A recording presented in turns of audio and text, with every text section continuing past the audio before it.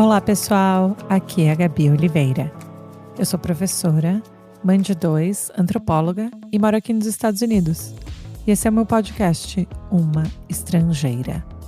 Hoje no episódio eu converso com o Pedro Andrade.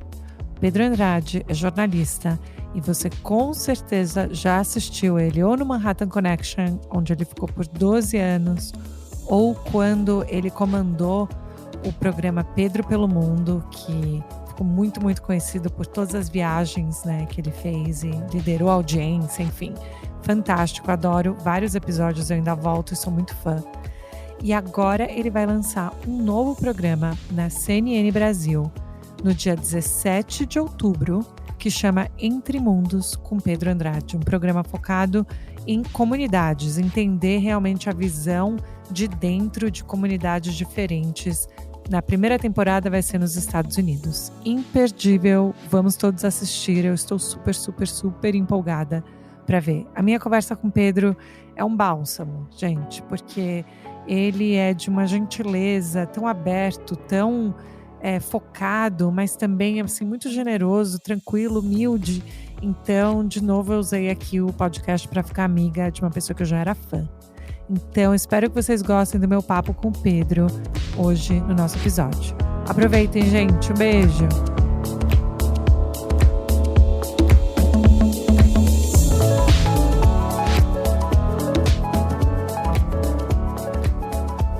Mas super obrigada por ter topado conversar comigo. Eu sei que sua agenda está maluca, eu imagino, né? Essa é a minha sensação, porque eu vejo você falando em tantos lugares e dando tantas entrevistas. É assim mesmo que tá a sua vida? Tá uma loucura. Na verdade, geralmente eu não dou entrevistas. Eu dou entrevistas quando eu tenho alguma coisa profissional para dividir, algum projeto pelo qual estou muito entusiasmado. E é engraçado, acho que apesar de eu ter escolhido essa carreira, eu não tenho muito essa, como é que eu vou dizer isso? Necessidade de atenção com relação a mim, ao meu ego, eu, Pedro. Mas eu entendo que nessa profissão a gente precisa divulgar e precisa, enfim, é tanta coisa que está na mídia hoje em dia que a gente tem que arrumar maneiras né, de trazer atenção para esses projetos. Então, eu entendo que é parte do ciclo, eu Do diria. ciclo. Não, e olha, eu tenho que falar a verdade, porque eu te assisti no Manhattan Connection. O Guga, meu grande amigo, o Guga Chakra, então a gente estava falando, né, que eu ia falar com você, então tem isso, a minha família inteira te assistia. A minha irmã mais velha, Carol, morou em Nova York em 2011, ela filmou com você para uma Olha, campanha de jeans. Eu acho que era alguma coisa de fashion e tal. Eu estava falando com ela dela, eu filmei aqui com ele. Então todos nós nos sentimos. eu sou parte da família, estou me sentindo já. Mas super legal. E faz quanto tempo que você mora em Nova York, Pedro? Eu moro em Nova York desde 1999. Nossa, quando você falou 1900... Desde o século passado. Nossa, desde 99. Então, você estava em Nova York quando as torres caíram. Sim, eu tinha acabado de chegar, mais ou menos, né? Na verdade, eu acho que Nova York sempre viveu em mim antes de eu viver em Nova York. Eu era aquele moleque que, bem, eu não tinha muitos amigos, mas eu adorava, assim, filmes do Woody Allen, eu adorava New York State of Mind, do Billy Joel. Eu tinha um cartão postal que minha avó me mandou de Nova York com uma foto do Empire State, assim, pendurado na minha parede. Então, eu sempre tive fascínio por essa cidade. Assim, e tudo que eu fiz na vida meio que era com o objetivo de um dia chegar aqui. E quando eu cheguei, a cidade era muito diferente do que eu imaginava, mas foi ainda mais encantadora, ainda mais incrível do que a Nova York que habitava os meus sonhos. Eu cheguei em 1999, enfim, passando muito perrengue. Eu acho que as pessoas imaginam que a vida em Nova York seja um episódio de Sex and the City, e não é. Mas mesmo com os perrengues, mesmo trabalhando como bartender, sem camisa, passeador de cachorro, busboy, garçom, eu amava a minha rotina. Hoje eu tenho acesso a uma outra Nova York, né, com mais conforto, com mais restaurantes estrelados, etc. e tal, mas eu não saberia escolher. Que bom que eu não preciso escolher, né? Eu ainda posso viver um pouco daquela Nova York, eu ainda ando de metrô todo dia. Mas eu lembro que quando aconteceu o 11 de setembro, respondendo a sua pergunta, minha família toda falou: volta agora, né? O que você está fazendo aí? Você tem casa, comida, família aqui para estar trabalhando de modelo, de bartender. Nada, não que haja qualquer problema com essas carreiras, mas não era o que eu queria na época para minha vida. E hoje em dia eu vejo o quanto eu aprendi com essas carreiras, demais. Eu não estaria onde eu estou sem ter passado por aquele estágio, mas é muito louco. Quando houve o ataque, eu morava em Chelsea naquela época, fui correndo para o St. Vincent's Hospital, que é um hospital que não existe mais. Tinha um caminhão da Cruz Vermelha, eu doei sangue e me inscrevi para ser voluntário lá nas Torres. E Uau. passei 7 dias lá, os 7 dias, dia 12, 13, 14, 15, 16 de setembro, nas próprias torres. Eu estou olhando aqui no meu desktop, eu tenho fotos, eu lá, com aquele chapéu de trabalhador com meu nome escrito numa fita silver tape, numa fita adesiva. E eu fiquei levando água para os bombeiros e carregando lixo e de uma maneira estranha, aquele momento foi um divisor de águas, acho que para o mundo, mas para mim também. Ali, quando eu estava ali, eu vi aquela resiliência e como os nova-iorquinos se ajudaram e como os nova-iorquinos souberam tornar uma tragédia de proporções inimagináveis em uma oportunidade, né? Hoje em dia, aquela região é um dos metros quadrados mais caros de Nova York, dos Estados Unidos, talvez. E o simbolismo por trás daquilo tudo que aconteceu, aquilo ali, assim, se eu já era apaixonado por Nova York, ali eu sabia, eu não vou sair daqui de jeito nenhum, eu encontrei o meu lugar, e eu acho que pela primeira vez na vida, com todo o meu patriotismo, com todo o amor que eu tenho pelo Rio de Janeiro, que é onde eu nasci, eu senti que eu pertencia a um lugar, mesmo. E eu acho que 99% do mundo vive onde vive porque nasceu lá, ou casou com alguém de lá, ou foi contratado por uma empresa lá. E eu tenho essa sorte, esse privilégio de morar onde eu escolhi, sabe? Onde eu me sinto completo, onde eu me sinto inteiro. Não, que impressionante, eu não sabia que você tinha esse voluntariado nos dias que seguiram. Inclusive eu estava lendo um livro, para o meu filho de 7 anos, que é sobre as torres, né, porque ele quer saber mais, mas mais apropriado para criança. E na capa, é uma capa assim, tem o novo, né, o Freedom Tower, e para baixo, se você virar a capa, são as torres Sim. gêmeas. E ele me perguntou: "Ué, se essas torres caíram, por que que eles foram lá e reconstruíram Uhum. uma grandona de novo?" Eu ia ficar com medo de trabalhar lá, né, ele estava me perguntando ontem. Mas esse ponto que você levanta sobre como foi ressignificado, né, o espaço. E quando você estava lá fazendo esse trabalho voluntário, muita gente, né, tem problema de saúde até hoje, por ter Sério? inalado tanta, Sim. né, tanta fumaça e ter ficado ali nos escombros. Você sentiu alguma dessa sensação em termos de saúde, assim, te afetou? Assim, eu sou meio píssico com saúde, né? Eu faço 2 check-ups por ano, eu viajo muito, eu tenho que tomar todas as vacinas Uhum. que, que eu possa ter. Muito louco, assim, quando eu fui fazer agora o seriado da Amazônia, né? O meu médico, na verdade, você precisa essa. Ele falou, nossa, mas você já tomou muita vacina, né? Eu fui para Mianmar, né? Quando Mianmar Hum. estava isolada do mundo há 80 anos, quase 70 anos. Então, eu já viajei para uns lugares super isolados, o Sudeste Asiático também tem um monte de vacina, alguns países africanos também. Então, eu estou dizendo isso porque eu faço muito check-up. Hum. E, sim, eu tive o meu pulmão, né, eu fiz os exames do pulmão, graças a Deus eles estão intactos, mas muita gente, Uhum. enfim, teve sequelas Claro. seríssimas, né? Há pessoas ativistas, pessoas que batalham para que essas famílias de pessoas que acabaram morrendo anos e anos depois Pois. pelas consequências de terem trabalhado lá nos escombros.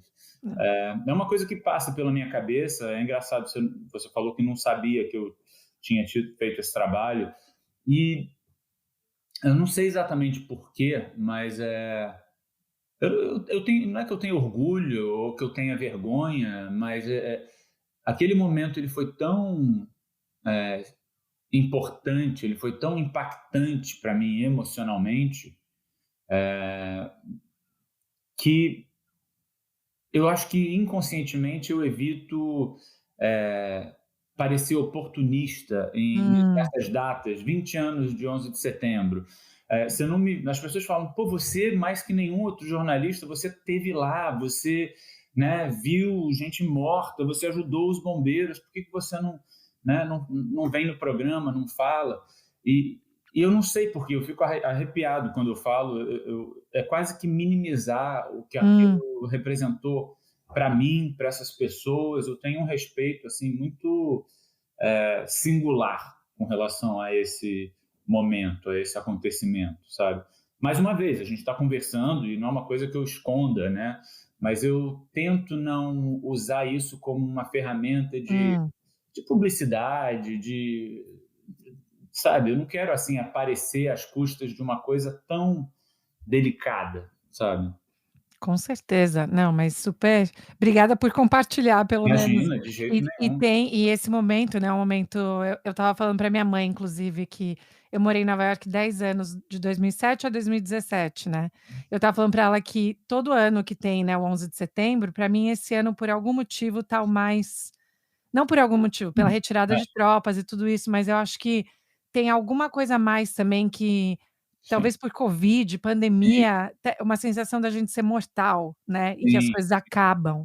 Eu tô com essa sensação mais do que nunca, então, escutando você falar isso, eu imagino como esse momento para você, né, É. transformou. Mas uma coisa que eu queria te perguntar, que você falou um pouquinho antes, você falou que sua avó tinha te mandado Uhum. cartão postal de Nova York. Então ela morava em Nova York, estava visitando, como que foi essa relação? Minha avó nasceu numa cidade pequena, do lado de São Luís, no Maranhão. Ela vem de uma família humilde. Foi, se eu não me engano, a primeira mulher a trabalhar no Senado em Brasília. E foi, com certeza, uma das figuras mais influentes da minha vida. Assim, o dinheiro que ela e meu avô conseguiram fazer, né?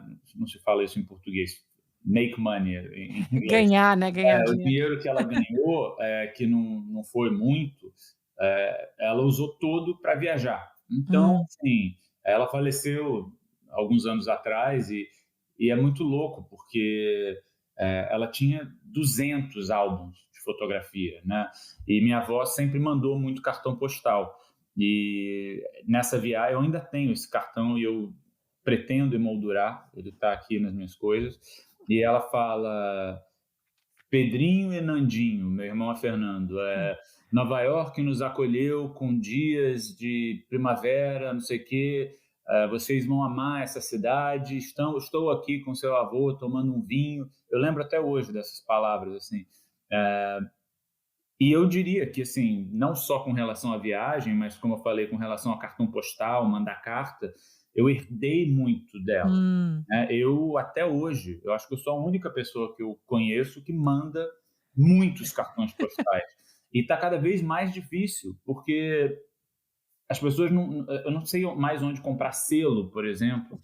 Né? Você acha o cartão postal... Eu fui à Grécia esse ano, ano passado, sei lá, e você tem cartão postal em toda parte. Eu falo, mas onde eu compro o selo? Ah, só no correio, na outra ilha, né? Eu falo, e eu lembro que quando eu fazia o Pedro pelo Mundo, e enfim, eu faço muito programa de viagem aqui nos Estados Unidos e aí no Brasil, a única demanda que eu tinha, né? Eu passava perrengue, dormia no chão, viajava de econômica, comia, sei lá, biscoito de saco, porque não tinha onde, sabe? A gente imagina nos lugares onde a gente a gente vê os lugares que eu visitei, por exemplo, tipo Bagan, Yangon, você não pode se dar o luxo de tem que ser isso, tem que ser aquilo, mas eu sempre dava um jeito de mandar cartão postal. E era a única demanda, a única exigência, em algum momento a gente vai ter que passar por um lugar onde eu possa comprar selo. Imagina em Maum, sabe, em Addis Abeba, e às vezes era um pé no saco, perdão a expressão, mas eles sabiam que era importante para mim e até hoje. E para quem vão os cartões normalmente? Eu tenho aquelas pessoas, os pilares, né, que eu Hum. sempre mando, né? Pai, mãe, melhores amigos, e pessoas que realmente valorizam esse gesto, né? Que eu sei que aquilo significa alguma coisa para eles. Mas assim, mandava. Eu tenho esse hábito. Eu estava falando sobre isso com a minha mãe ontem. Eu gosto de manter contato com pessoas, de cultivar Hum. amizades. Talvez por eu ter sido uma criança sem muitos amigos, uma criança sozinha, eu valorizo demais as amizades que eu faço. E é louco, porque viajando o mundo a gente conhece muita gente, né? Eu agora estava gravando o Entre Mundos, o meu programa novo na CNN. Enfim, um dos episódios era sobre van lifers, pessoas que largaram tudo durante a pandemia ou antes da pandemia e vivem numa van, Hum. né? E são pessoas interessantíssimas e foi assim, eu aprendi muito com elas. Eu tô falando isso porque eu cheguei em casa, eu falei, como é que eu faço para te mandar um cartão postal? A gente tem um P.O. Box, né? É um lugar Ah. onde a gente vai e pega de tempo em tempo. E eu gosto assim de mandar um cartão postal para uma pessoa que não espera receber um cartão postal de Ah. mim. Então, por exemplo, você perguntou para quem são esses cartões postais? Hã. Eu posso mandar um para você, entendeu? Já quero, já quero. E eu Me manda adoro. o seu endereço. Não, vou esperar. Não, mas que interessante. E eu quero saber dos seus programas, então, com certeza. E de novo, assim, eu estava assistindo o da Amazônia e tem várias perguntas. Mas, assim, quando você fala de quando você era pequeno, né, crescendo, sentindo que você não tinha muitos amigos, você acha que já era algo, já tinha uma semente aí do que você ia fazer no futuro, que é essa questão de poder viajar e se adaptar, ir para vários lugares e não depender de uma ideia do que é estar enraizado? Sim, ótima pergunta. Assim, eu acho que são alguns motivos. Eu sempre quis viajar, né? Eu lembro minha avó perguntando: o que você quer fazer quando crescer? Eu quero viajar. Ela falava: isso não é trabalho. Aí eu falava, tá, então eu quero ser piloto de avião, comissário de bordo, motorista de ônibus, astronauta. Isso, assim, eu diria que essa fome de conhecer o mundo, essa sede de descobrir culturas, isso sempre fez parte da minha essência, do meu DNA, sabe? Eu lembro perguntando para o meu pai, na época não tinha GPS, né? Então era guia quatro rodas. Eu sempre adorei Sim. mapa. E eu falava, quanto tempo daqui até a Amazônia, pai? Não dá para ir dirigindo. Quanto tempo daqui até o Canadá? Não dá para ir dirigindo, Pedro. Eu falo, mas se olhando aqui no mapa, dá para ir dirigindo. Vai demorar, mas dá, né? Então, essa coisa da viagem sempre teve ali. Com relação a não ter muitos amigos, cara, eu olho assim as fotos de escola, né? E eu já acho que a minha postura, o que eu vestia, o meu jeito, ele já destoava das pessoas dos Hum. outros. E hoje eu acho o máximo. Eu me Uhum. achava super cool, sabe? Com aqueles óculos fundo de garrafa. Eu era Mister Magoo. Eu tinha 7,5 e 8. Eu fiz Uou! 3. E, mas eu acho que, não sei, assim, não quero assim, me vitimizar. Mais uma vez, eu acho que a minha infância moldou o homem no qual eu me tornei e eu tenho orgulho da pessoa que eu sou hoje, do profissional também que eu sou hoje. Eu acho que eu aprendi também muito com esse tipo de rejeição na Hum. escola, mas eu não acho que eu possa culpar uma coisa. Eu não sei por Hum. que eu não era sociável, eu era tímido, eu fazia muita pergunta, Uhum. sabe, na escola. Assim, uma vez o Frei, lá do Santo Agostinho, onde eu estudei, chamou meus pais, minha mãe, não sei, e disse que eu perguntava demais. Eu nunca vou esquecer que eu ouvia isso sempre. Eu fiquei de recuperação em 2 matérias. Educação física, então eu era uma negação em futebol, vôlei, basquete. Isso, no Brasil, você ser uma criança que não joga bola, já é motivo para você, de certa forma, não ser Sim. aceito. Eu era assim, na educação física, eu dividi em 2 times. Você fica com Pedro, você fica com Pedro. Não, não, não, não, você fica com Pedro. O time que estava comigo, se ganhasse, falava, eu ganhei apesar do Pedro estar no meu time. E se perdesse, falava, eu perdi Culpa do Pedro. no meu time. Então, assim, eu gosto, hoje eu olho para trás e eu gosto do fato de eu ter sido uma criança autêntica, de eu não ser igual a todo mundo. Mas, foi, assim, doloroso, né? Assim, criança é cruel e eu apanhava dos amigos e, olha, não é um trauma, não é um problema na minha vida. Mas eu acho que eu sempre gostei de mim mesmo, Uau, sim. Sim. sabe? Mesmo quando eu sentia que as pessoas não gostavam de mim, eu gostava de mim, sabe? E talvez isso tenha a ver com o amor que meus pais me deram, né? Sei lá, eu não mudaria nada. Teria sido mais fácil de outra forma, mas eu não acho que teria sido melhor. Eu adorei isso que você falou sobre, acima de tudo, você gostar de você mesmo, né. E eu acho que é algo que, como pais, é a coisa mais importante para os nossos filhos, eu falo isso direto, especialmente para o meu de 7 anos, porque eu sei que tem alguns meninos já que já começam a excluir. E eu Uhum. falo assim para ele, quando você estiver lá no parquinho, e o menino falar que eu já sei exatamente quem é, e eu dou vocabulário para ele, eu falei: "Você vira para ele e fala, né, 'Eu não tô nem aí, I don't care'". E É, vai fazer outra coisa, tipo, não fica lá tentando nada, você não é, precisa. Ele precisa de você como audiência, é. você não precisa dele, né. Então assim, mas isso que você tá falando eu acho muito importante, e aí ver tudo isso que você se tornou, acho que para nós pais dá muita, né, olha só que bom, tá fazendo tudo certo. Mas É. você já imaginava, quando que você decidiu ou na sua adolescência, ou foi quando você foi para Nova York, que você queria trabalhar com isso, com jornalismo e fazer esse tipo de trabalho? Quando que foi? Na verdade, eu entrei na faculdade de jornalismo porque eu não sabia o que eu queria fazer, o que eu gostava, e eu acho que o jornalismo ele acaba sendo uma plataforma para você exercitar uma série de paixões, né? Hum, Você pode ser jornalista esportivo, você pode trabalhar num jornal, você pode fazer entrevista no tapete vermelho, você pode ser crítico de cinema. Então eu não sabia o que eu queria fazer, eu sempre fui muito curioso, eu sempre gostei de ler jornal, eu sempre adorei noticiário. É, e aí na verdade, eu não amei a faculdade de jornalismo porque, enfim, exatamente por ser tão multifacetado, é hum, inevitável que você tenha algumas aulas que você curte, né? Eu gostava dessas aulas on camera, né? De falar, de ser apresentador.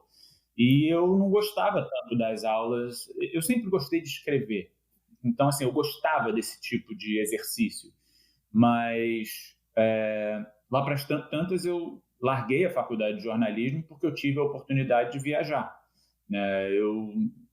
É uma história que é até repetitiva, então vou ser breve, mas como já aconteceu com milhões de pessoas, o Sérgio Matos, que é um agente booker incrível, dono de uma agência até hoje no Brasil, se eu não me engano, 40 graus. hum. Na época ele era da Elite, ele e o Mário Testino, eu estava indo para o curso de inglês, saindo da praia, eles me pararam na rua e perguntaram se eu queria ser modelo. Eu, como eu te falei, eu nunca fui o bonitão da escola, eu nunca fui o popular, eu falei, pegadinha, né? Aí eles falaram, você vai ganhar dinheiro. Eu falei, acho que não vou ganhar dinheiro. Você vai ser famoso. Eu falei, acho que não vou ser famoso. Ele falou, você vai viajar. Aí foi... tim, tim, tim, tim, tim, tim. Ah, Falei, entendi. Então, aí, na época, assim, todo mundo achou que eu era louco de largar a faculdade para ir viajar, né, para ir trabalhar como modelo, sem ter tido oportunidade, sem...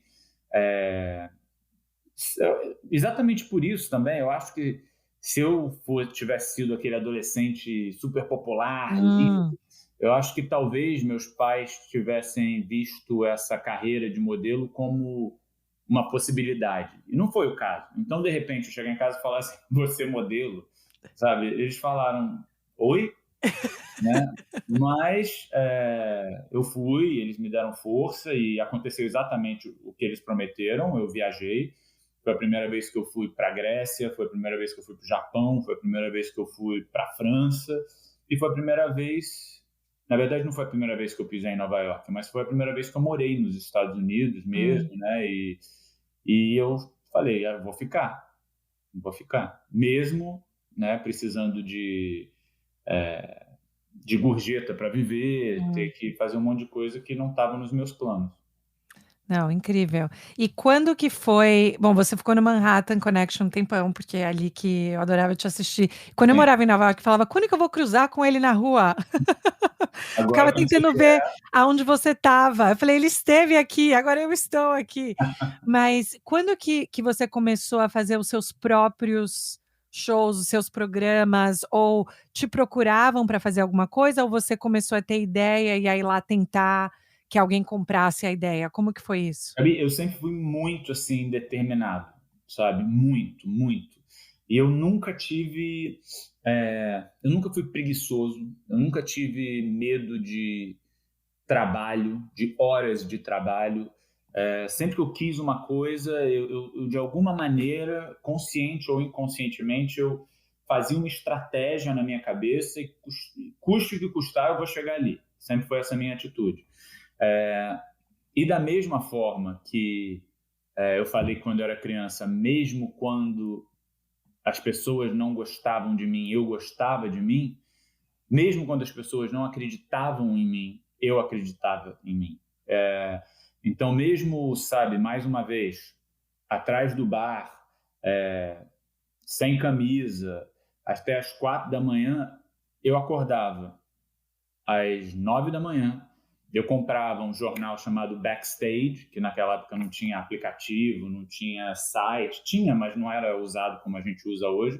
E esse eu sentava e ia folheando aquele Backstage, aí vinha, era como se fossem os classificados, umas páginas Uhum. amarelas. Se você quiser trabalhar como assistente da cara que troca lâmpada no estúdio da CBS, apareça aqui, não sei o que, não sei o que lá. Se você quiser pilotar o teleprompter da TV local, vem até aqui. E eu fui a todos os castings Hum, que eu pude ir. Eu diria que a maior lição que o mundo da moda me deu foi lidar com rejeição, que era uma hum. coisa com a qual eu já estava habituado de outra maneira. Mas quando você é modelo, você vai a 40 castings e se você tiver sorte, você pega um trabalho. Hum. Né? Quando você é um modelo medíocre, como eu sempre fui, você pegava meio trabalho, sabe? Eu acho importante falar, eu não falo assim, mais uma vez, eu não estou me vitimizando, não é, que coitado, não, tá tudo na boa, isso não afetou minha autoestima, meu ego, nada, tá tudo certo. Mas aí eu fui e um dia um cara era para fazer teste para ser apresentador de um site sobre restaurantes e bares em Nova York. Eu nunca vou esquecer, eu fui, era um escritório e eles começaram a me fazer umas perguntas. Eu fui respondendo. Meu inglês não era uma maravilha, eu não tinha documentação adequada para Hum. trabalhar mesmo, né? Porque eu era modelo, então eu tinha que continuar na moda porque a agência patrocinava meu visto na época. E lá para as tantas eles falaram, tem um callback. Eu fui no callback e eles me contrataram. Esse site foi o primeiro conteúdo a passar na TV do táxi, sabe? Sim, o táxi. Alex TV, exatamente. Foi meu primeiro trabalho e eu virei, assim, correspondente da noite, que é uma loucura, porque eu não sou um cara de sair à noite, sabe? Eu adoro música, eu adoro dançar, mas assim, eu não sou baladeiro, eu durmo cedo, eu acordo às 5 da manhã, sabe?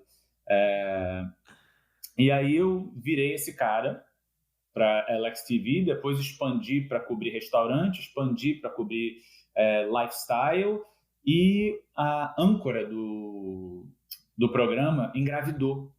E Hum, aí, enfim, antes o site foi comprado pela NBC local, ela engravidou. Eu nunca vou esquecer quando eu pedi para o meu chefe, eu falei, eu posso substituir ela como âncora? Ele falou, mas ela tem 20 anos de carreira, essa mulher ela é uma máquina do jornalismo americano, como você sabe, começou semana passada, sei lá, um ano atrás, 6 meses atrás. Eu falei, me dá essa chance, me dá essa chance. E ele, inconsequentemente, me deu a chance, uau. e eu virei o âncora do programa. Eu sempre falo, tem um ditado aqui, eu vou falar em inglês e traduzo, mas é feel the fear and do it anyway, Hum. né? Sinta o medo e mesmo assim vá lá e faça, né? E foi exatamente o que eu fiz. Eu sabia que era uma ideia descabida, eu sabia que eu não tinha credencial, não tinha experiência para ser âncora de um programa na NBC local, mas eu não tinha nada a perder também, né? Então eu fui e deu certo, sabe? Foi nesse programa que a mulher do Lucas Mendes, âncora do Uhum. Manhattan Connection, me viu no táxi. Chegou em casa e falou: Lucas, eu acho que tem um cara brasileiro trabalhando no táxi. Aí o Lucas falou: por quê? Pedro Andrade é um nome muito brasileiro. E a Angélica, que é produtora do programa, acho que até Sim. hoje, me ligou de algum jeito. Ela falou: aqui é a Angélica. Não sei se você conhece uma emissora chamada Globo. Eu falei, conheço. Não sei se você conhece um programa chamado Manhattan Connection. Eu falei, conheço. Conheço. E aí eu fui entrevistado no Manhattan. E na entrevista, o Lucas virou e falou: Pedro, o papo foi uma delícia, você é ótimo. Se você quiser, você tem uma cadeira cativa aqui no programa. Eu falei: quem me dera. Desligou, acabou a gravação. A Letícia Murrana, que era a cabeça do GNT, que era o lar do Manhattan naquela época, me ligou e falou: é sério? Porque se você quiser, o trabalho é seu.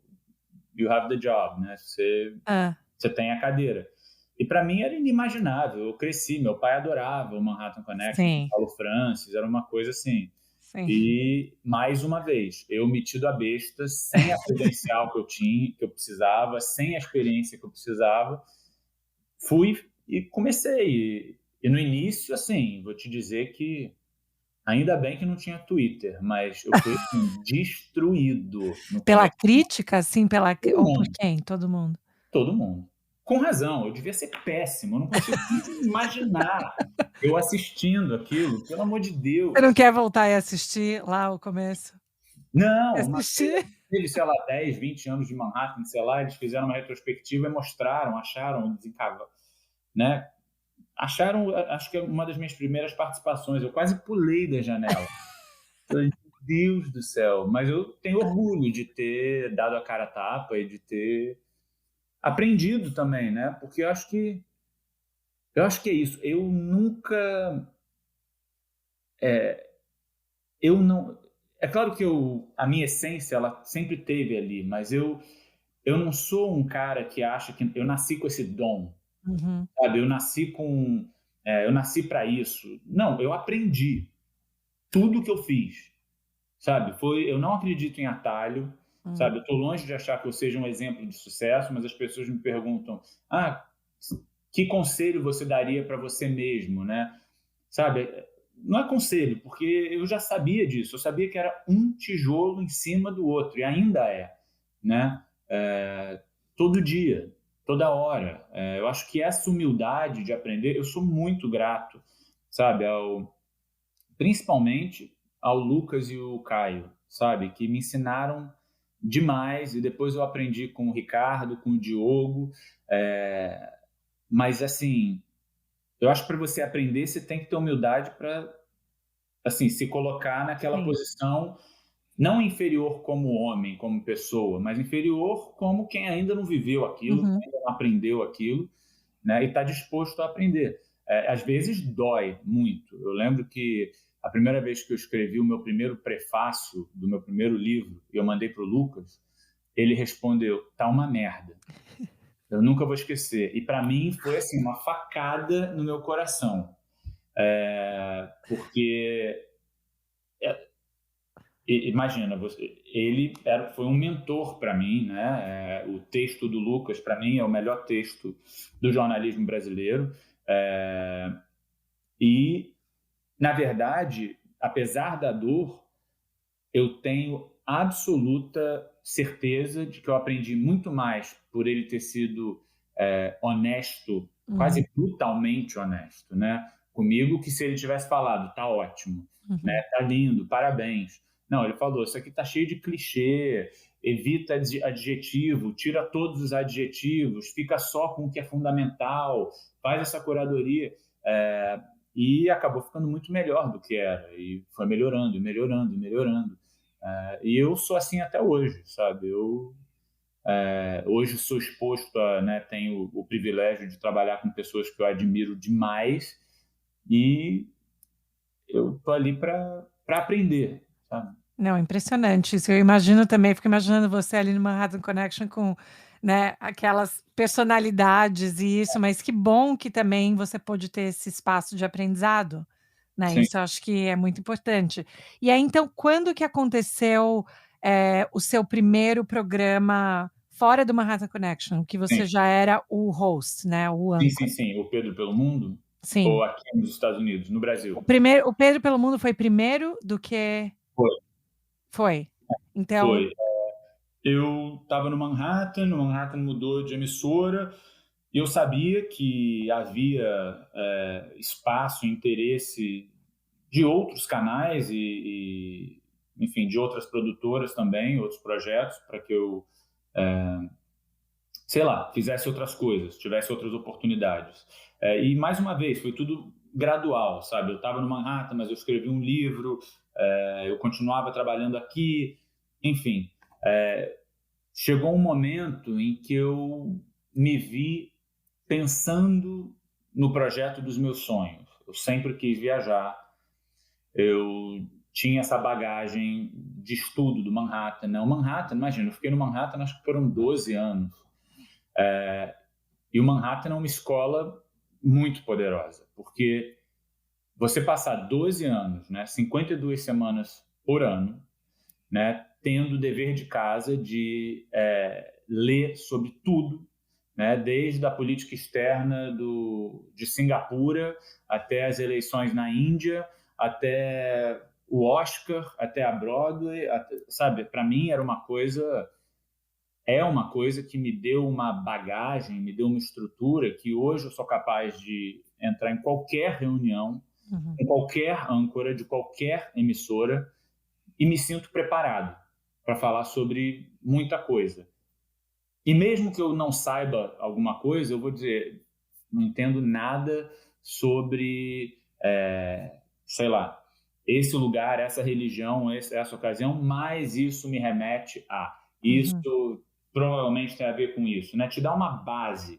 E o Manhattan me deu isso. E com essa base, eu acho que eu criei, eu vi uma segurança, uma confiança maior em mim, em saber que eu poderia fazer um programa de viagem que não fosse um programa de viagem fútil, vazio, e não que haja nada de errado, mas eu acho que o mercado está saturado de programas de viagens que dão dicas e que te levam para as melhores praias do sul da França e você come o melhor espaguete do sul da Itália. Né? Não era isso que eu queria fazer. Eu lembro que sim, eu estou esquecendo um grande pilar aí. Em determinado momento, eu fui chamado para apresentar um programa matinal na ABC, aqui nos Estados Unidos. Qual programa? Fusion. Eles lançaram um canal, tá? E a sede da Fusion, o estúdio, era em Miami. Então, eu continuei no Manhattan, mas eu continuei no Manhattan fazendo o Manhattan de Miami. Eu tinha que acordar às 2:30 da manhã todos os dias. Eu estava no ar de 7 às 10 da manhã. Então, depois de 2 anos com essa rotina, eu decidi voltar para Nova York. Desculpa, estou dando muito detalhe. Não, assim, meu cérebro funciona assim, tá perfeito. Tá bom. Mas você me fala para eu ser mais sucinto. Se Não, você... tá ótimo, tá perfeito. Tá bom. Quando eu voltei para Nova York, tinha uma mensagem, um e-mail na minha caixa de entrada, no meu inbox, de uma produtora chamada Producing Partners. A Tatiana Issa é a diretora e o Guto Barra é o co-diretor. Eles fundaram essa produtora, fizeram um monte de trabalhos com a Ingrid Guimarães, com a Marisa Hort, programas incríveis com a GNT, e eles tinham falado: Pedro, você não acha que está na hora de você ter o seu programa? Eu uni aquele momento, eu voltando para Nova York, a consciência de que outras emissoras queriam trabalhar comigo. Com essa oportunidade, eu falei: vamos sentar para conversar. A gente marcou uma reunião, eu cheguei lá e eu falei: o que vocês querem fazer? E o que eles queriam fazer, o que eles tinham em mente, era muito parecido com o programa que eu tinha em mente. Eles me deram um monte de referências que eram referências minhas. E assim, a gente montou a 6 mãos esse tratamento, esse documento. A gente falou com a GNT, eu sabia que a GNT queria trabalhar comigo, a gente apresentou, eles gostaram da ideia. Eu fui ao Brasil, tive uma reunião e assim nasceu o Pedro pelo Mundo, que hoje é o programa de viagem mais assistido da América Latina, né? Sim. E foram, assim, 5 temporadas das quais eu me orgulho demais, né? Mais ou menos 50 países. E foi assim e cá estou.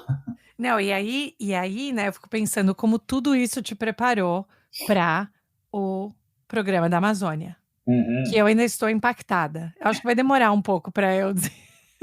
Que E foi bom. legal porque eu assisti com o meu marido, com o Alex, né, porque é bom, porque inglês, português, para ele é ótimo Ótimo. praticar tudo. Mas, assim, eu fiquei pensando em várias coisas, mas uma das coisas que me chamou muita atenção, claro, eu acho que eu não quero dar um spoiler aqui para todo mundo, tá, porque, pessoal, Não, vocês têm que pode dar assistir. todos os spoilers. Mas, assim, claro que o episódio do incidente, Uhum. me marcou muito, não só pelo Você viu os fato 6?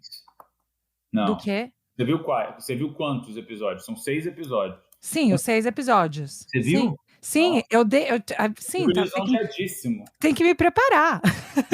Mas eu já queria porque eu tenho alunos que estão sempre me pedindo, o que pode ver, o que tá em português, inglês, né, então eu achei que foi fantástico, então já mandei para todos os meus alunos da minha classe também. Você sabe que apesar de eu ter dado pelo menos 50 entrevistas sobre o Unknown Amazon para os Estados Unidos, né? Eu tenho 2 hoje mais tarde. Eu nunca dei nenhuma entrevista sobre o Unknown Amazon para o Brasil, Em português? em português. Então você é a primeira. Yes, yes. Não, agora eu tô honrada. Agora eu tô me sentindo com uma responsabilidade alta. Mas enfim, o que eu achei interessante é que no episódio do incidente, né, eu fiquei pensando se ele foi para você um pouco de divisor de águas, em termos de como você entendeu o projeto inteiro, ou Uhum. se isso é algo que para a audiência, tipo, para mim, eu fiquei pensando: "Nossa, eu estava num ritmo, né, vendo os episódios, aí teve aquele momento". Daí eu falei: "O que que isso para você significou continuando, assim? Qual foi a direção, qual que foi o pensamento de: 'Ah, eu estava num ritmo, estava me sentindo, né, Sim, confortável em alguns momentos'". Eu acho que você é muito, muito talentoso, isso é a minha humilde opinião, em construir relacionamento com pessoas. Tipo, eu sim. vejo o seu rosto escutando as pessoas contando uma história e eu senti a emoção, né, eu Uhum. senti especialmente quando tinha né, fazendo os móveis, né, que são vendidos no mundo inteiro, e eu Sim. fiquei pensando, e você perguntando, né, do orgulho que ele tem, né, de fazer aquilo, eu acho que para mim são essas coisas que às vezes a gente esquece que são muito importantes para o ser humano, e eu acho que você trouxe isso a todo momento nos episódios. Eu fiquei assim, não conseguia desligar. Mas eu Que fiquei bom. pensando como esse momento, que acho que é episódio 4, né, Isso. como ele foi ou não foi um divisor de águas para você em termos do arco do Uhum. projeto? É engraçado porque eu já tive em situações cascudas, né? Eu já me vi dentro de cartel, eu já me vi entrevistando mãe de terrorista, eu já, sabe, quando eu estou atrás da história, atrás da verdade, né? digamos assim, a situação, por mais perigosa que ela seja, ela não me assusta tanto. Eu olho hoje aquelas imagens, me dá um aperto. Hoje. Mas ali eu estou tão presente naquele momento que mais nada existe. É muito louco. E eu acho que eu sou muito assim em todas as situações, em todas as etapas do processo criativo dos meus programas. O que eu quero dizer? Quando eu estou ali conversando com uma pessoa como um cara que faz móveis, ou a Alessandra Munduruku, que é uma força da natureza, né, uma ativista indígena, eu estou ali e eu estou ouvindo. E eu estou mergulhado ali naquela conversa e nada mais importa. Então, quando alguma coisa dá errado, eu geralmente estou naquele mesmo método, sabe? O que foi um divisor de águas, na verdade a gente filmou aquele episódio, ele, apesar de ele ser o 4º episódio, ele foi o 2º a ser filmado. Ok. Entendeu? O que mudou muito na situação toda é que, para quem não viu... Sim, só fala em 5 segundos, porque eu não quero que dê total spoiler, porque tem que assistir. Quem não assistiu, por um motivo que vocês vão ter que assistir ao programa para entender, eu vou a um protesto onde você tem 250 índios da etnia Munduruku armados. Eles fecharam uma das avenidas, uma das ruas, uma das estradas mais importantes da Amazônia. Fecharam e eu fui entender por que eles estavam fazendo aquele protesto e por que há 2 dias eles estão bloqueando essa estrada. Quando eu cheguei ali, em 15 segundos, talvez em 1 minuto, a gente estava cercado por esses 250 índios, todos armados. Eles falaram que a gente não ia sair de lá. Eles disseram que nós éramos fake news. Eles não sabiam quem a gente era, mas eles falaram que a gente representava tudo de errado que estava dando na vida dos indígenas, que eles queriam que a gente contasse a história deles de uma maneira diferente. E eu ali tive que negociar, porque eu era o apresentador. Então tinha eu, minha equipe, cercados por todos esses indígenas, né? E eu tive que falar com eles, sendo que 85%, 90% deles não falavam português, não falavam espanhol, não falavam inglês, falavam a língua deles, Munduruku. Lá para as tantas, um tradutor, uma pessoa que ficou conversando comigo, me reconheceu, ou alguém me reconheceu, e aí a coisa ficou ainda mais complicada, porque eu me senti meio que, sabe quando você vê aqueles filmes da Roma Antiga, que tem os bárbaros que eles jogam para os leões, e todo mundo... Tipo, você estava exposto, totalmente exposto. Eu senti que tinha um alvo na minha testa, depois de 2 horas negociando, presos ali, sem qualquer sinal de que a gente ia sair de lá, sabe? Eu consegui fazer com que eles deixassem a gente ir embora. Eles pintaram a gente com genipapo, que é uma tinta que não sai, né? Ela vai ficando mais escura, mais escura, mais escura, e significa a marca da morte, né? Que eles chamam. A marca da morte é por quê? Porque eles falam, você vai sair daqui, mas se algum Munduruku te encontrar na cidade, se você esbarrar com um de nós, a gente vai te matar. Essa é a história da marca da morte. E aí eles deixam a gente sair com esse detalhe e com essa marca na nossa cara, nosso rosto pintado. Eu vou dirigindo, essa é uma cena super intensa no episódio, né? Porque você não sabe o que vai acontecer, o carro cai num bueiro, é uma loucura. E depois a gente teve que chegar no hotel e decidir o que a gente ia fazer. Porque a gente estava com aquela coisa na cara, a gente não tinha como continuar o episódio com aquilo, né? E, na verdade, a gente continuou, eu não sei se você nota, eu tenho um pouco de maquiagem aqui, mas eu passei tudo, eu passei água sanitária, eu passei coisa de tirar esmalte da unha, e não sai mesmo, o genipapo não sai de jeito nenhum. E a gente teve que ser evacuado, na verdade, a Vice teve que mandar um avião, o exército americano, alguém me ligou, eu sou num hotel em Itaituba, de beira da estrada, né, meio que terra de ninguém, E a gente, sem saber o que ia fazer, a gente teve que voltar para os Nossa. Estados Unidos. E eu fiquei muito assim, eu fiquei pensando muito ali na sua postura, quando isso tudo está acontecendo, quando o genipapo está sendo colocado no seu rosto e da sua equipe, seus braços estão, né, na sua frente, você não tem uma expressão, né, muito grande, você está meio que naquele momento, e eu fiquei só pensando nisso, quanto a sua vida inteira ou toda a sua experiência te preparou para um momento daquele. Eu acho que me ajuda muito a entender você falar que mesmo quando as coisas não dão certo, você tá no momento, né, Uhum. você não estava dissociando, assim, saindo do seu corpo e Eu não observando. estava pensando na hora, meu Deus, diga para minha mãe que eu amo ela, sabe? Sim.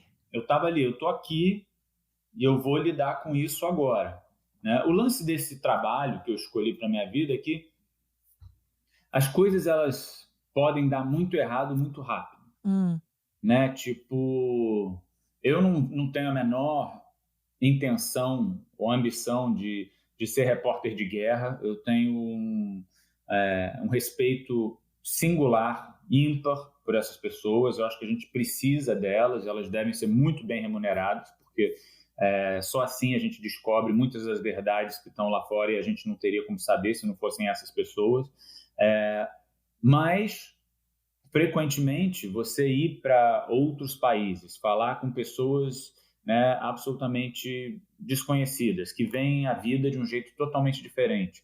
No sexto episódio, eu vou a uma comunidade indígena super isolada, uhum, né? Assim, antes de eu chegar nessa comunidade indígena no Equador, né, a gente teve que ter várias reuniões com o governo do país mesmo, eles falando, olha, a gente teve que assinar documento falando o que acontecer com você lá é problema seu, você não uau. pode culpar o país, você não pode chamar a polícia, eles têm a lei deles, o que eles fizerem com você lá, você não pode processar a tribo por nada, né? O que você faz se você encontrar com os untouched, com os incontactados? Porque você tem várias etnias, várias comunidades que nunca viram um avião. Você tem uma rota por onde você não pode voar, porque o governo ele se preocupa, ele não quer que um indígena veja um avião, ele não vai saber o que é.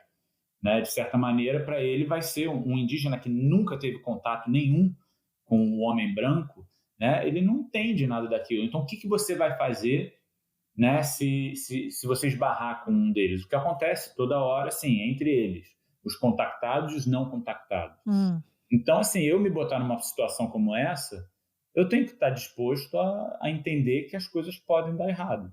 Né? Mas eu, sem querer filosofar muito, eu acho que a vida não tem muita garantia. Né? Assim, atravessar a rua é um risco. Né? Você, sabe, entrar no seu carro é um risco. Mas, hum, assim, eu gosto tanto do que eu faço, eu me sinto tão privilegiado de poder ver, presenciar, conhecer as pessoas, né, que eu conheço. Eu não queria outra vida, sabe? hum, Então, esses riscos eles compensam. Eles, para mim, uma vida na qual eu me privasse de fazer a coisa que eu mais amo, que é, enfim, explorar essas trocas, sei lá, embarcar nessas jornadas.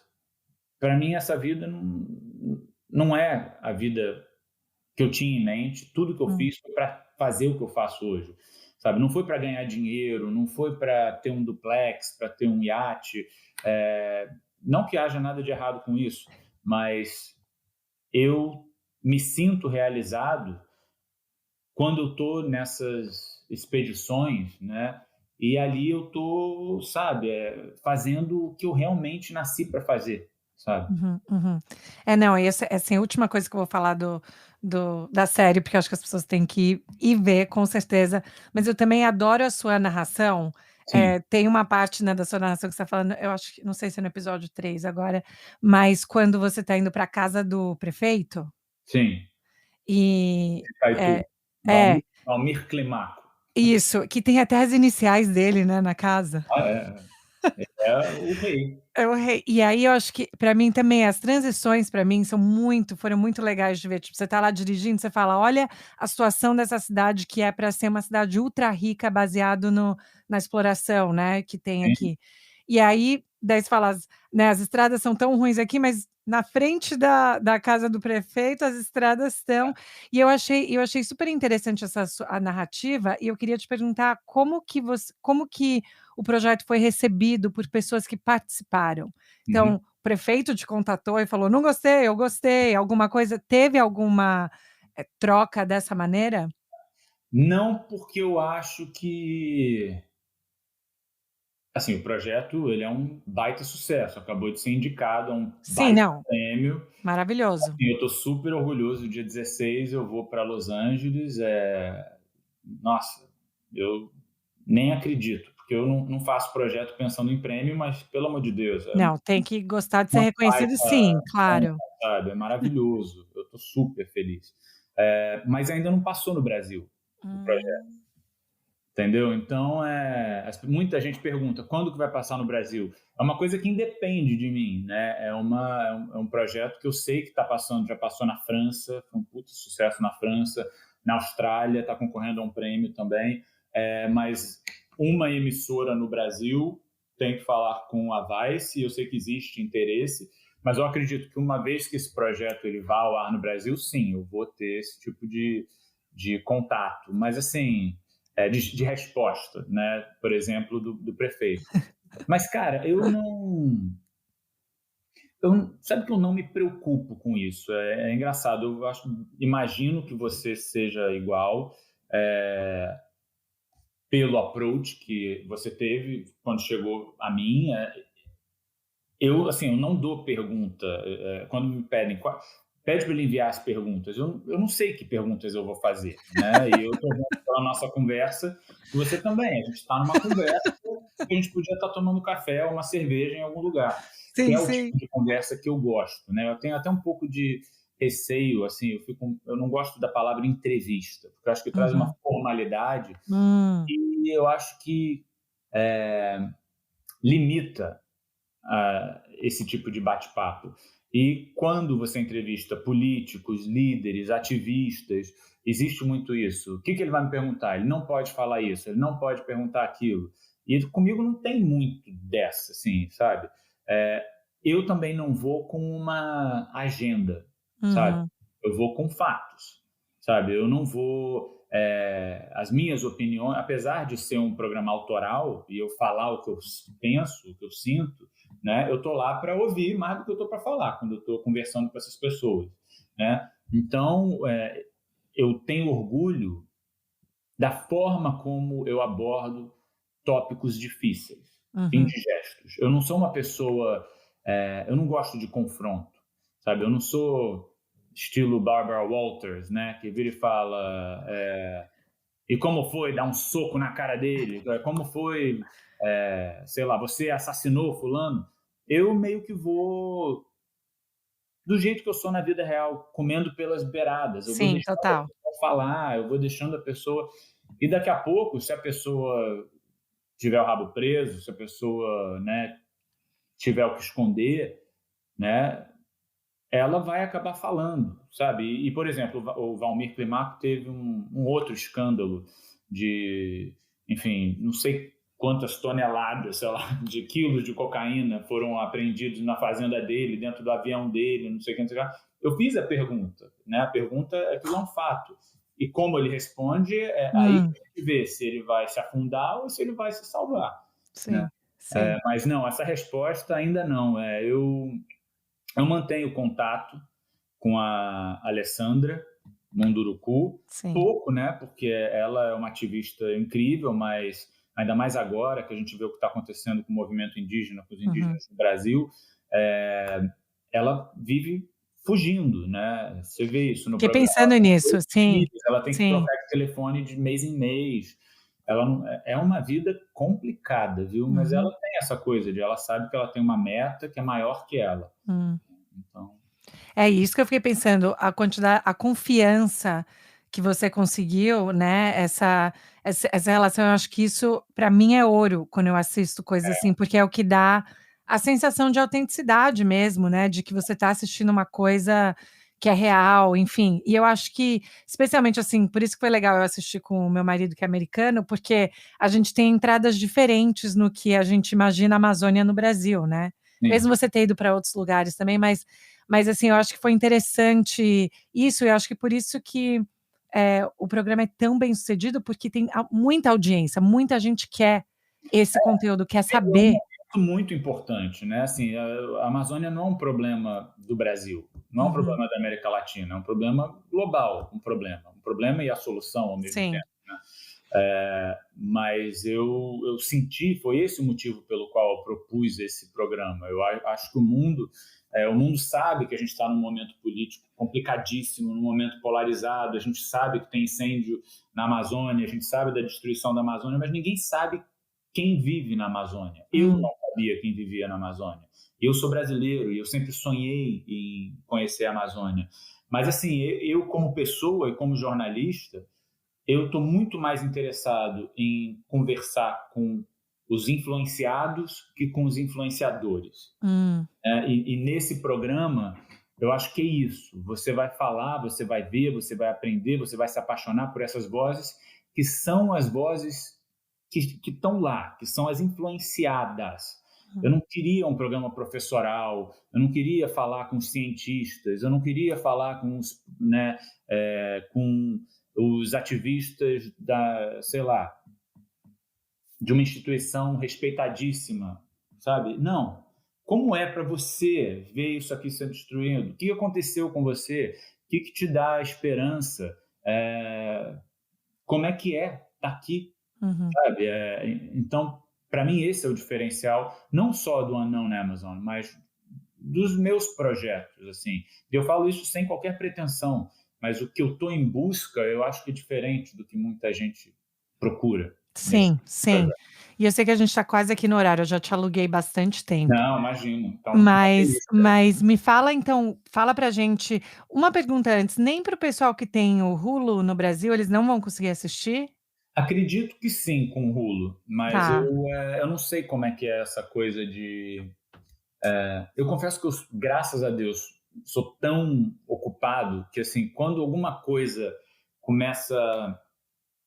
Quando um nó não como é que é? Que eu não Não consigo desfaz? Você não consegue desfazer um nó, eu não sei exatamente como funciona, aí eu já estou tão ocupado que eu passo para outro, mas eu acredito muito nas coisas certas acontecerem nas horas certas com as pessoas certas.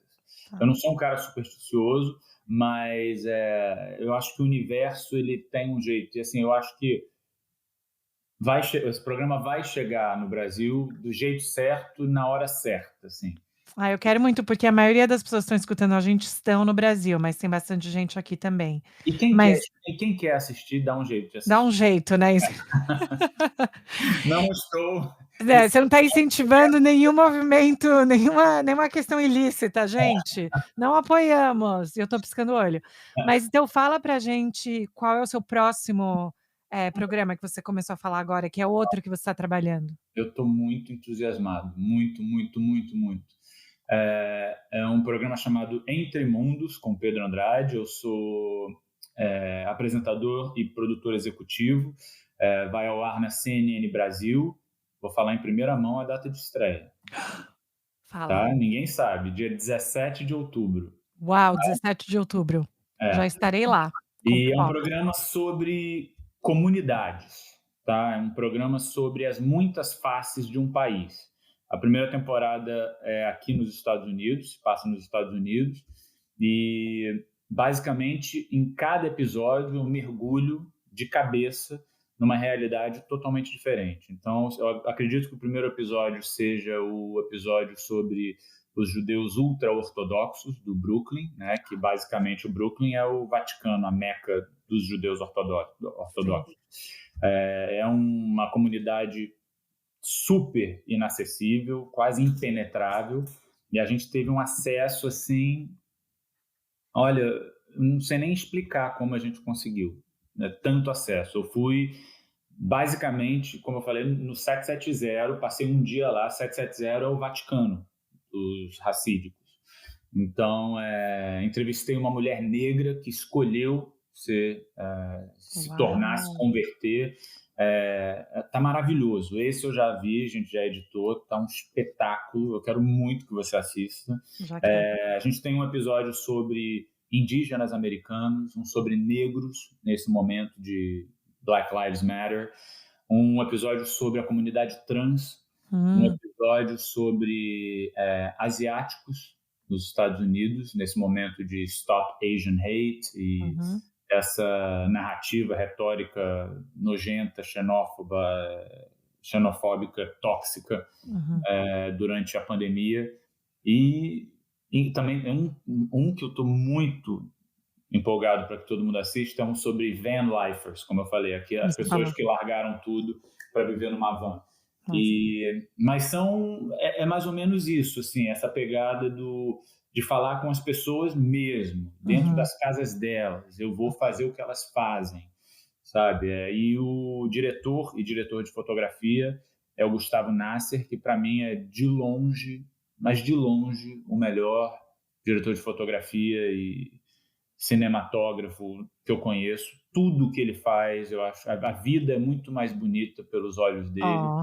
E eu já trabalhei com ele no Pedro pelo Mundo, trabalhei com ele no Unknown Amazon, e eu já tenho mais alguns projetos internacionais engatilhados, grandes, e eu vou trabalhar com ele também nisso. É assim... Não, e que fantástico isso, porque eu como professora fico pensando na parte pedagógica disso também, sabe? Eu quero usar esse episódio e poder, né? Porque eu acho que isso às vezes dá muito mais uma estrutura para a gente ter uma discussão de às vezes pessoas, né? Então às vezes dá uma base, a gente se encontra num denominador comum e vamos falar sobre o episódio, né? Vamos falar sobre o que aconteceu, ao invés de só trazer o que a gente acha que é certo ou errado, os nossos valores. Então, o valor pedagógico para mim é fantástico. Sabe que poucas coisas me fazem assim ficar tão lisonjeado mesmo, poucos elogios, que quando eu recebo mensagens de professores.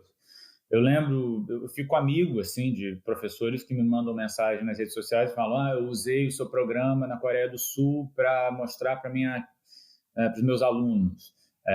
Eu já cansei de fazer vídeo para passar em formatura. Eu tenho um respeito assim por qualquer pessoa que trabalhe com educação, sabe? Assim, ímpar mesmo. Eu tiro meu chapéu e, para mim, eu fico super feliz em saber que o meu trabalho pode não necessariamente ensinar, mas pode ser uma fonte de uma discussão, né, que possa, enfim, servir como uma lição também. Com certeza, com certeza. Então, quando sair na CNN, vamos conversar de novo? Vamos, vou adorar. Nossa, tem tanta coisa que eu quero falar sobre esse programa. Ele está tão lindo, tão lindo, tão lindo, tão lindo. A gente tem uma equipe incrível. A produtora é a Duo Productions. E tá uma coisa... Duo Productions aqui em Nova York também. Mas a CNN tem sido espetacular, porque eu nunca tive tanta liberdade e apoio para fazer, sabe, um projeto no qual eu acredito. Eu sinto que eles, assim, entenderam, sabe, a visão, o olhar, a linguagem. Tem sido um prazer, e eu estou contando os dias, menos de um mês, para saber, para ver a reação, para compartilhar o projeto com o Brasil. E vai ser legal, porque aí no Brasil as pessoas vão ver, né? Você não tem essa... Perfeito. Pedro, fico tão grata pela conversa, pelo papo. Obrigada pela abertura, pela confiança de topar falar comigo sem me conhecer. Mas eu já te conhecia, eu já me sentia amiga, entendeu? Mas amiga. E agora você já me conhece. Quando você quiser, vai ser um prazer estar aqui no seu podcast. De verdade. Perfeito. Ai, adorei. Demais. E quando você estiver em Boston... Sim. Estou aqui, tá bom? Talvez eu vá a Boston, porque a gente vai fazer um episódio sobre refugiados. Então, tem um personagem que talvez seja em Boston. Então, eu te falo. De verdade, estou aqui. Maravilha. Tá bom? Super obrigada, Pedro. Tenha um ótimo final de semana. Até a próxima conversa. Obrigada, Pedro. Beijo. Tchau. Tchau.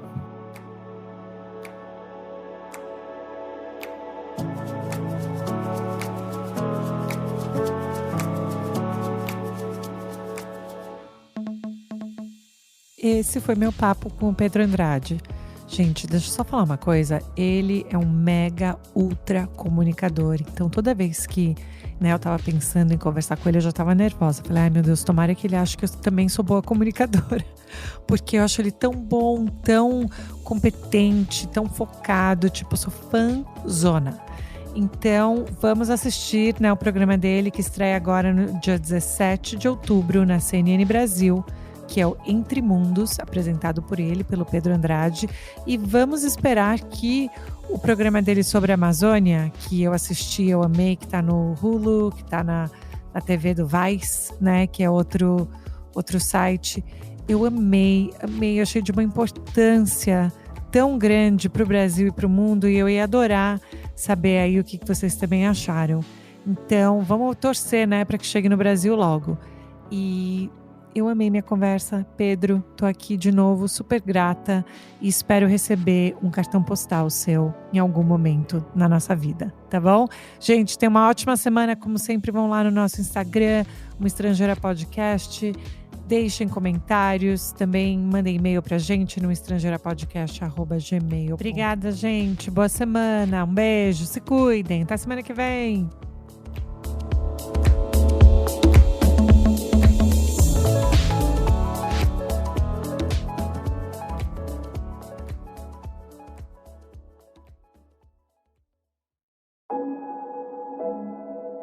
Esse podcast foi editado por Fábio Guerrara.